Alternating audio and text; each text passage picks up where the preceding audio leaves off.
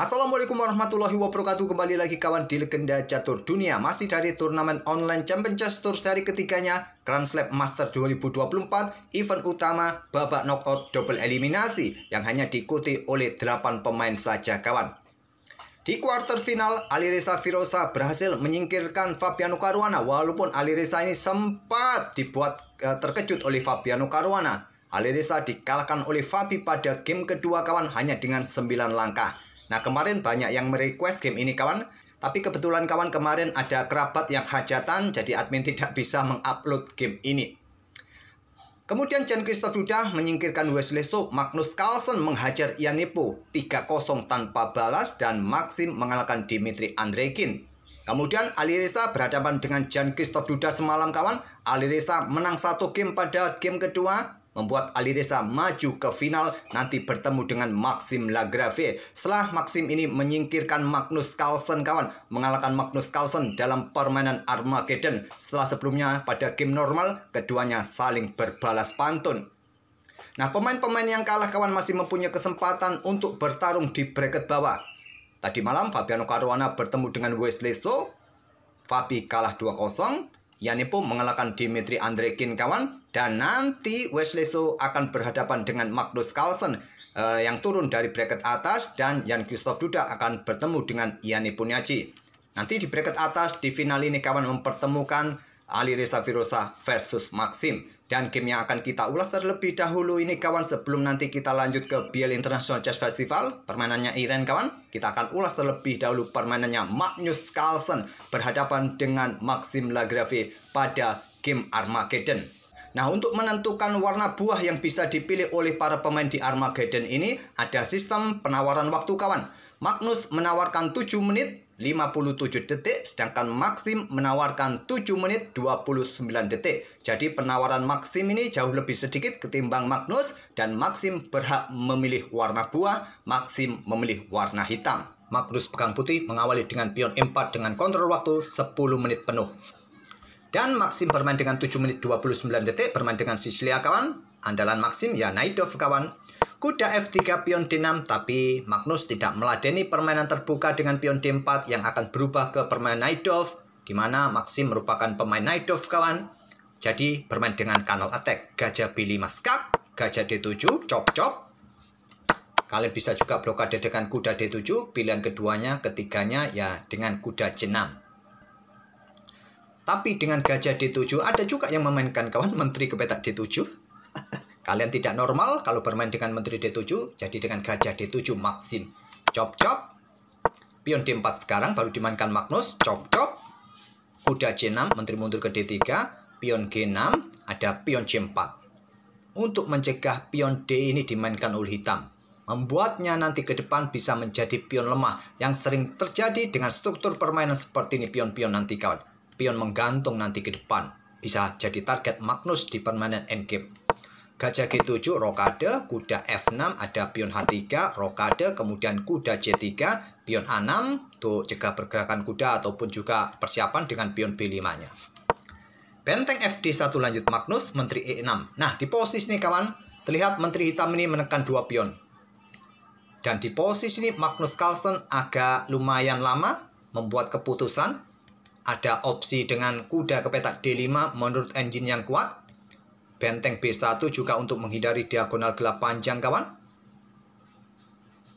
Di sini Magnus memilih gajah E3. Walaupun beberapa saat kemudian Magnus ini menyadari langkahnya ini kurang bagus, dia mulai geleng-geleng karena ada kuda B4 kawan. Opsi terkuatnya tadi dengan kuda D5. Ancaman garbuan pada menteri pada benteng, kemungkinan benteng langsung digeser ke lajur D. Walaupun terlihat kuda ini meninggalkan pion, tapi pion ini racun. Kalau diambil oleh menteri, kuda pukul kuda skak, tidak ada lagi kuda yang berkoneksi dengan menteri jatuh. Kalau dengan kuda ambil, maka kuda F4, serang menteri mungkin ke petak F5 untuk tetap jaga kuda, masalahnya ada pion G4. Kalaupun tadi langsung didahului oleh kuda hitam kawan, pertukaran seperti ini, ya wassalam kawan, menteri kuda kalian kena karbu. Kuda D5 yang terkuat, Magnus dengan gajah E3. Ada kuda B4, Dua pionnya dalam posisi tertekan, menteri tidak bisa mengawalnya sekaligus kawan. Salah satu pion bisa jatuh. Magnus, menteri mundur ke B1, pilihan terbaiknya kawan. Benteng FC8 dikeluarkan oleh Maxim. Kuda mundur ke C6 yang terkuat. Jangan sampai ambil pion ini kawan. Bahaya sekali. Karena ada benteng D4 menusuk menteri dan kuda kalian. Menteri bergerak ke sini, pion dorong terlebih dahulu usir kuda. Kuda mundur, selepas itu benteng D5. Double attack kawan. Tidak ada ruang yang bagus lagi. Ada bang peta C4? Ada. Tapi saya punya kuda D2. Wassalam menteri kalian tidak bisa pulang ke rumah lagi. Jadi Maxim dengan benteng FC8. Pion B3, perkuat posisi pion C4-nya. Walau ada opsi seperti ini juga. Kuda G5. Menteri E5, pion F4, menteri A5, pion A3, kuda mundur ke C6. Sementara aman pion. Diikuti dengan pion B4K, pion C5K di langkah berikutnya. Magnus memilih dengan pion B3 saja, tapi harus berhati-hati kawan juga di sini nanti ke depannya. Langsung dikonter dengan pion B5. Magnus kuda D4 serang menteri, menteri mundur ke D7 untuk perkuat petak B5-nya juga. Kalau langsung baku hantam ya bahaya kuda kawan. Terlebih dahulu pion A3, kuda C6, baru pion C pukul pion B5, cop, pertukaran kuda di pusat kawan, cop, ambil balik, menteri D3.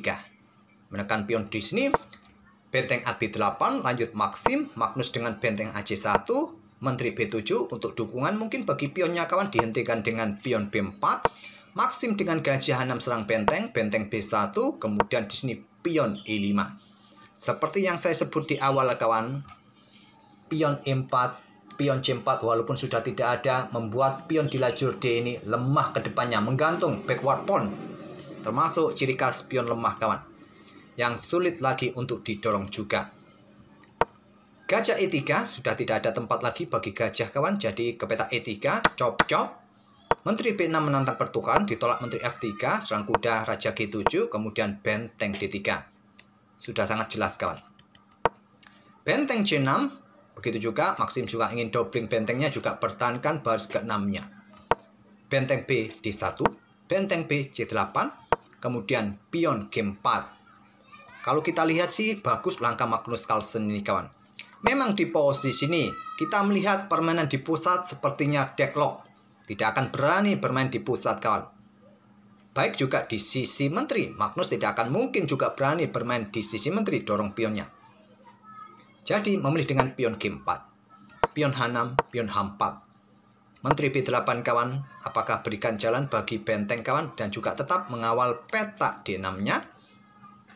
Di sini Magnus bermain dengan raja G2. Oh ya, di sini kawan sebetulnya hitam juga punya opsi seperti ini. Kuda cop pion G4, menteri cop, kemudian benteng cop kuda C3, benteng cop pion D6, benteng naik petak C6, cop. Bisa juga seperti ini. Oke, kembali lagi ke permainan aslinya. Jadi memilih menteri B8, Magnus raja G2, benteng A6, kemudian di sini pion G5, kuda H5 kawan. Persiapan lompat ke sini kawan.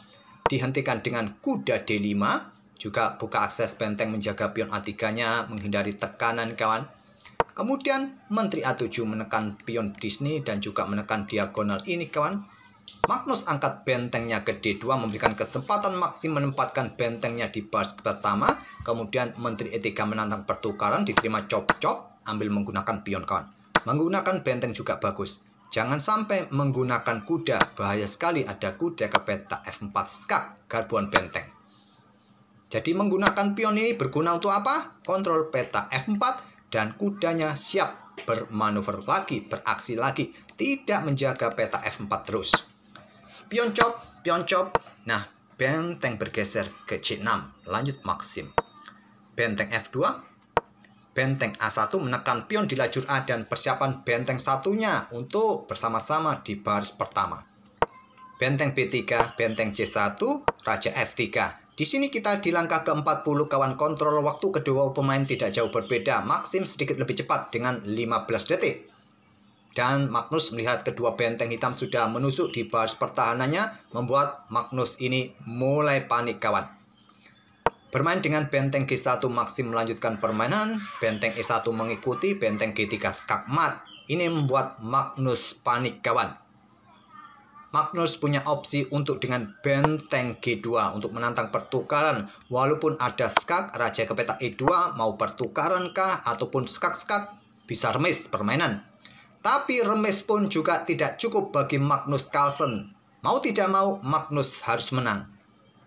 Dia bermain dengan kuda C3. Benteng E1 mencegah raja. Skak mat kawan di langkah berikutnya. Benteng E2 pilihan terbaiknya. Kalaupun ada skak ya blokade lagi. Kalau tadi di sini kawan skaknya di sini, raja ke petak F2, benteng H1 dan posisi pion ini akan aman sementara kawan. Dan hitam masih butuh perjuangan. Magnus memilih bentengnya ke H2. Ada benteng G3, raja F2, pion jatuh, dan posisi kuda benteng dalam posisi tertekan kawan. Salah satu perwira jatuh di langkah berikutnya, membuat Magnus menyerah di langkah ke-43. Inilah game yang kalian tunggu-tunggu, game kekalahan Magnus Carlsen. Walaupun di 2 game sebelumnya juga dalam game normal, Magnus kalah, tapi Magnus membalasnya kawan. Oke, itulah kawan kekalahan Magnus di permainan Armageddon oleh Maxim, tapi Magnus masih punya kesempatan turun ke bracket bawah menghadapi Wesley So. Oke kawan, semoga permainan dari kedua pemain ini bisa menghibur kalian. Jangan lupa untuk like, komen, dan subscribe bagi kawan-kawan yang baru mampir. Terima kasih, kita akan bertemu di video-video berikutnya. Wassalamualaikum warahmatullahi wabarakatuh.